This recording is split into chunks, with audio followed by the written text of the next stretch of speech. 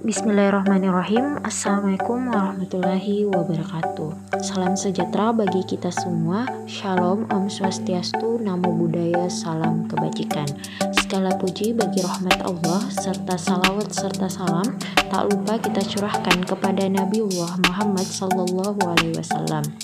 Kami dari kelompok 5 akan mempresentasikan makalah kami yang berjudul Dasar-dasar Penalaran yang terdiri dari Azaulia Syarif sebagai presentator pertama, Muhammad Fadli sebagai presentator kedua, Arsyifa Ainun Aulia sebagai presentator ketiga, Syaukia Mujahidah Yahya sebagai presentator keempat, dan Muhammad Wahyu Yudhistira sebagai presentator kelima.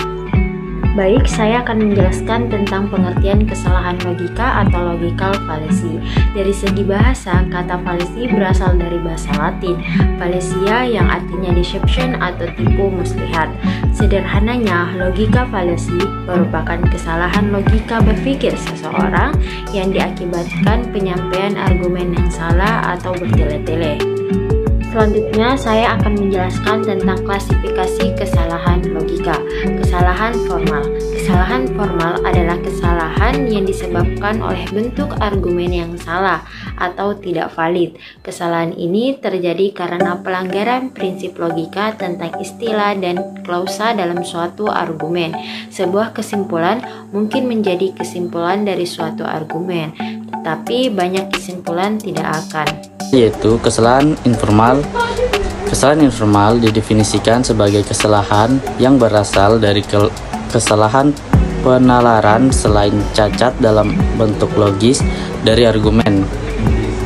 Argumen deduktif yang mengandung kesalahan informal mungkin sah secara formal tetapi masih tetap tidak meyakinkan secara rasional. Namun demikian, kesalahan informal berlaku untuk argumen deduktif dan non-deduktif.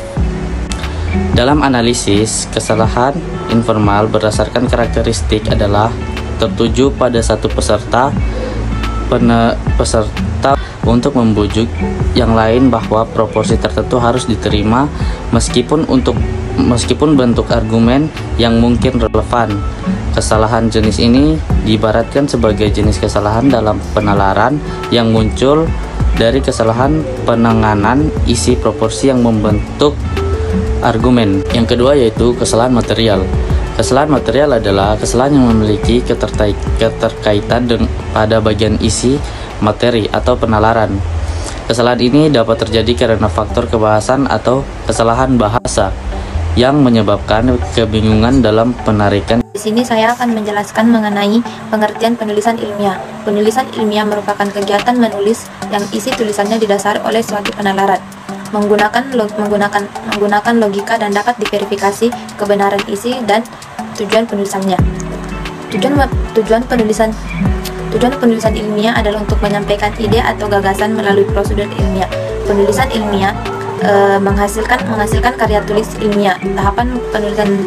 Tahapan penulisan ilmiah meliputi pemilihan topik penulisan, penyusunan kerangka, penulisan dalam berbagai bentuk, penulisan kalimat ilmiah, penulisan paragraf ilmiah, dan penyusun sistematis suatu karya ilmiah.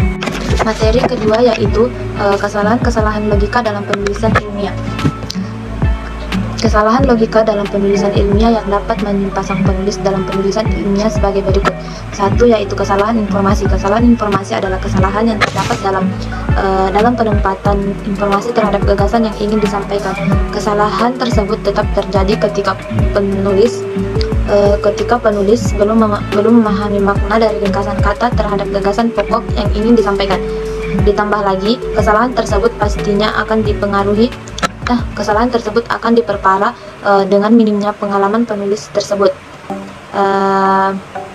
Dengan minimnya pengalaman penulis dalam menggali informasi. Hal itu nantinya membuat penulis untuk menuliskan gagasan apa adanya. Berikut ini contoh kesalahan informasi dalam konteks logika ilmiah. Kuliah di Universitas Negeri X sangatlah nyaman dan aman. Pernyataan ini jadi keliru karena konteks nyaman dan aman hanya diperuntukkan kepada lingkungan yang asri dan tenang. Lingkungan tersebut jauh dari kebisingan lalu lintas yang belum tentu benar-benar aman dan nyaman. Sebagai lingkungan ataupun tempat untuk berkuliah, hal ini akhirnya dapat menimbulkan kesalahan informasi. Selanjutnya yaitu kesalahan diksi. Penggunaan diksi adalah hal yang lumrah dalam suatu penulisan ilmiah. Diksi dapat memberikan kejelasan gagasan sesuai posisi dan parameter yang diinginkan. Selain itu, penggunaan diksi yang dapat memberikan gambaran imajinasi terhadap kualitas ataupun kuantitas suatu hal yang dapat diperbincangkan. Namun tidak sedikit dari penulis ilmiah belum paham menggunakan diksi yang pas dan dengan gagasannya. Berikut ini contoh kesalahan penggunaan diksi dalam logika ilmiah. Dengan daya 200 watt, lampu tersebut masih tidak terlalu terang. Penggunaan diksi yang keliru di sini terdapat dalam frasa tidak terlalu. Kesalahan ambiguitas. Jenis kesalahan dalam menulis ilmiah ini adalah yang termudah untuk dihindari. Mengapa? Alasannya adalah kesalahan ini dapat ditanggulangi dengan memperhatikan komponen-komponen dasar pada kalimat, seperti tanda baca. Tanda baca adalah alat bantu yang sangat efektif untuk menghindari kesalahan ini. Walaupun tidak hanya tanda baca yang dapat menanggulanginya, penulis yang peka terhadap makna ganda atau ambiguitas akan mudah untuk mengatasinya. Berikut contohnya. Istri rektor universitas yang baru itu memberikan sambutan kepada mahasiswa baru. Cobalah perhatikan apa saja yang baru dari makna kalimat tersebut. Bisa jadi istrinya yang baru, atau istri dari rektor yang baru, ataupun istri rektor dari universitas yang baru saja berdiri. Tentunya akan membuat kita pusing 7 keliling. Dan penegasan. Misalkan ada pernyataan, para mahasiswa Universitas Z adalah penggerak bangsa, maka harus ditegaskan pula pernyataan ini. Jangan memberikan statement yang terlalu berlebihan agar tidak menjadi blender. Jika penulis ingin melakukan endorsement terhadap kelompok tertentu, sebaiknya berikan data faktual yang ada di lapangan.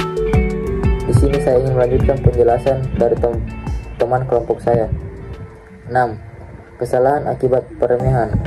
Meremehkan suatu hal dalam menulis ilmiah bukanlah hal yang etis dilakukan oleh penulis. Jikalau memang ada data yang bersifat negatif kepada hal tersebut, maka penulis yang kredibel tidak harus melakukan downgrade terhadap hal tersebut.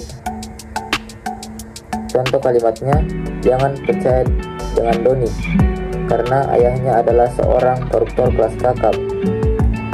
Dengan meremehkan orang yang disebut dalam kalimat ini, penulis secara tidak langsung melakukan justifikasi bahwa orang tersebut juga adalah koruptor.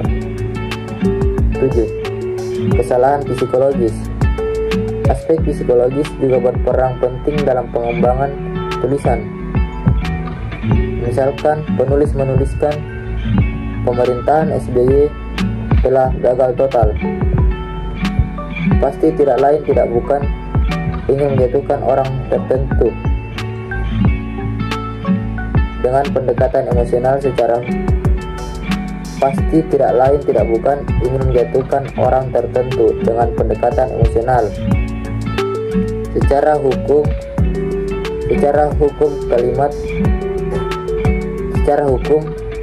kalimat dan berbagai kaidah berbahasa, pernyataan ini tidak salah secara struktural, namun tidak baik secara etika serta dalam logika ilmiah. Hal ini bukanlah hal yang logis untuk dicantumkan dalam kegiatan menulis ilmiah. Cukup sekian yang dapat kami jelaskan. Wassalamualaikum warahmatullahi wabarakatuh.